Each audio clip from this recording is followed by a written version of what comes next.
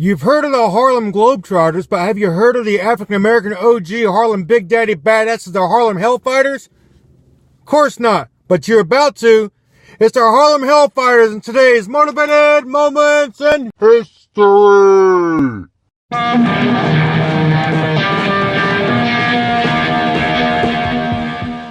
Colonel William Hayward was a veteran of the Spanish-American War and he served alongside the Buffalo Soldiers. Despite great amounts of peer pressure not to, he was adamant in his praise for the African-American soldiers. So he decided to give the massive middle finger to the DoD, and in 1913 he started a 15th Infantry Regiment with the New York National Guard.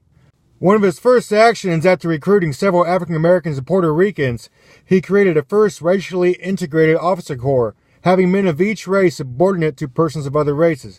In 1915, the 15th was organized into the 369th, and it was sent to South Carolina. They were subject to every EO violation on the face of the freaking planet. It was so fierce and discouraging, Colonel Hayward volunteered his unit to go to France and resume training there. While in France, they continued to get shit on and were assigned to augment French units because the U.S. didn't want to train them properly or even consider them American soldiers. U.S. even sent a letter to the French military stating that African American troops should still be subject to discrimination so they won't get spoiled. Fucking bullshit! Well, the French pulled out their croissant-eating dicks and told the U.S. to go fuck a light socket because these African Americans were just as equal. So donning French uniforms, given French weapons, and no American resources for training, these soldiers stayed determined to disregard all racist dickholes in America, and Charlie Mike can go slay some motherfucking bodies! There's so many notable badasses in this unit, but today we're only going to talk about one. That's Private Henry Johnson.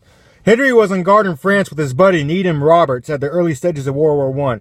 He was hanging out just minding his own business when a platoon of about 30 Krauts stormed up on him and started raining down pure Satan fire on their positions.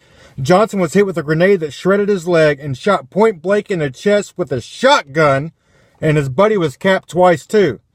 The Germans figured Henry was dead, so they left him there and took Roberts as a prisoner because they really wanted to capture a black guy and keep him as a war trophy.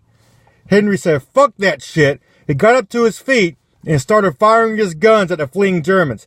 The Germans then went into the underground bunker, and Henry, despite the discriminatory rules at the time, went into that motherfucker through the front door and began the continuation of shooting those Krauts in their dumbass mouths.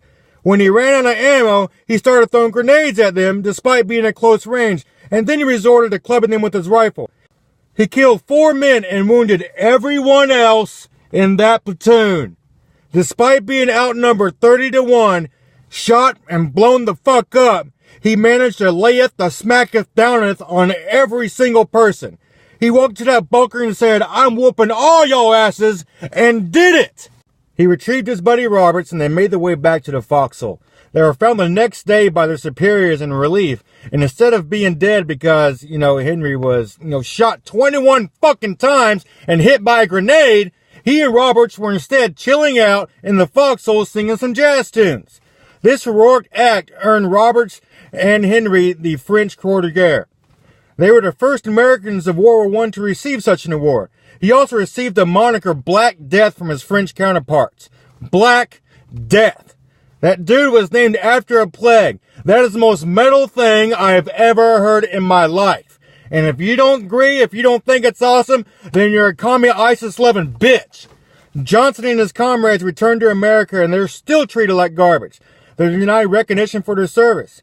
All the pussies back in the States who never had the nuts to pick up a weapon suddenly found the balls to spit in the face of a motherfucking war hero. I just wanted to dig up the graves of those trailer trash sons of bitches and shit down their skulls. Johnson died in 1929. He was posthumously awarded the Purple Heart in 1996 and a Distinguished Service Cross in 2002. I've heard of paperwork taking a while to process, but this is straight up goat fucking AIDS infested bullshit. Well, in 2015, over 100 years after his enlistment, he was finally posthumously awarded the Medal of Honor. He is buried at Arlington. The contributions of the Harlem Hellfighters played a huge role in the desegregation of the armed forces and proved to many Americans that we as a society not only shortchanged the African Americans throughout history, but we've also severely hindered the advancement of America as a whole. Because, if we hadn't been worried about race from the jump, How many more awesome badasses could have stood out? How many more great achievements could have been made? You know, I mean, I guess we'll never know. And that, kids, is your motivated moments in history.